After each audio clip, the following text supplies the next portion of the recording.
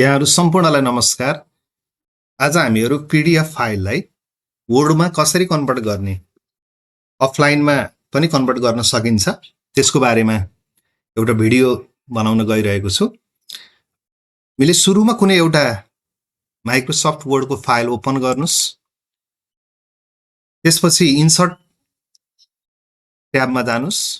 Insert ट्याबमा गइसकेपछि यो ribbon open हुन्छ। यो रिबनमा दायाँपट्टि साइडमा एउटा बक्स देख्न सक्नुहुन्छ। यहाँ अब्जेक्ट लेखेको छ। यो अब्जेक्टमा गएर क्लिक गर्नुस्, त्यसपछि टेक्स्ट फ्रम फाइल चुज गर्नुस् र हाम्रो पीडीएफ फाइल कुनै एउटा पीडीएफ फाइल चुज गर्नुस् र त्यसलाई इन्सर्ट गर्नुस्। इन्सर्ट गरिसकेपछि